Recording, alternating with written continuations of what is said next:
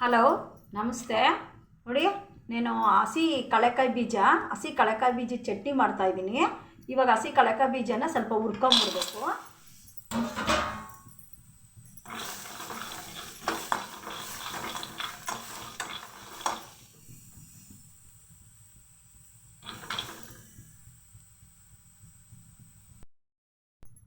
ನೋಡಿ, ಕಳೆಕಾಯಿ ಬೀಜ ಹುರಿದಿದ್ದೀನಿ. ಸ್ವಲ್ಪ ಚೆನ್ನಾಗಿ ಹುರಿದೈತೆ. ನೋಡಿ, ಈ ಥರ ಹುರ್ಕೊಬೇಕು. ನೋಡಿ, ಸ್ವಲ್ಪ ಈರುಳ್ಳಿ ಹಾಕ್ತಾಯಿದ್ದೀನಿ. ನೋಡಿ, ಒಂದೆರಡು ಈರುಳ್ಳಿ ಹಾಕ್ತಾಯಿದ್ದೀನಿ.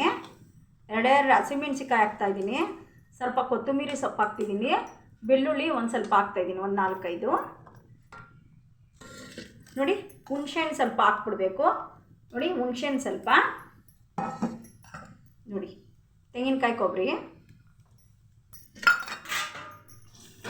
ಎಲ್ಲ ಈ ಥರ ಹುರ್ಕೊಬೇಕು ಚೆನ್ನಾಗಿ.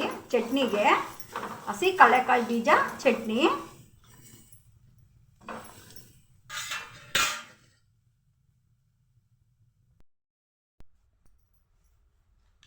ನೋಡಿ, ನಾನೆಲ್ಲ ಹುರ್ಕೊಂಡಿದ್ನಲ್ಲ,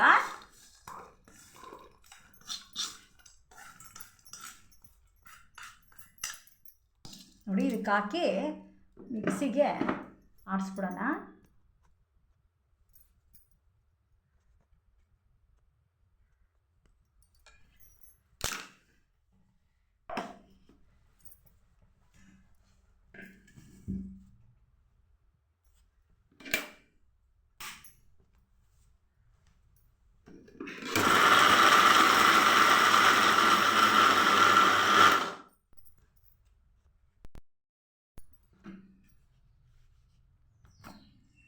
ಚಟ್ನಿ ರೆಡಿ.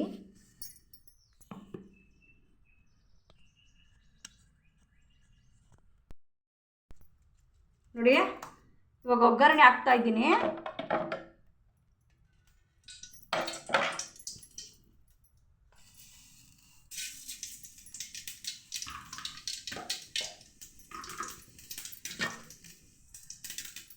ನೋಡಿ, ಒಂದು ಒಣಮೆಣಸಿನ್ಕಾಯಿ ಹಾಕಿದ್ದೀನಿ.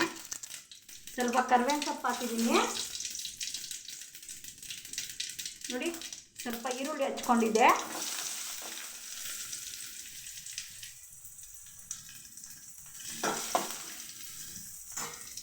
ನೋಡಿ, ಚಟ್ನಿ ಹಸಿ ಕಳೆಕಾಯಿ ಬೀಜ ಚಟ್ನಿ.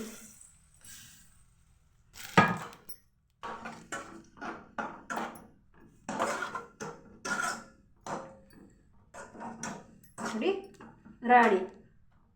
ಹಸಿ ಕಳೆಕಾಯಿ ಬೀಜ ಚಟ್ನಿ ರೆಡಿ.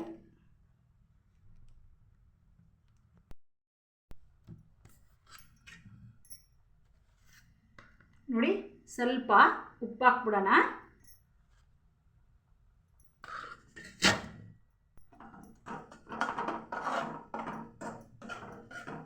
ಅಷ್ಟೇ, ರೆಡಿ.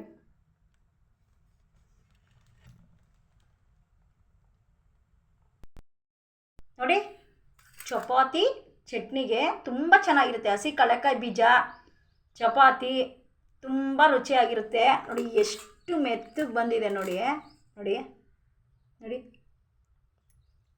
ಅಷ್ಟು ಚೆನ್ನಾಗಿರುತ್ತೆ.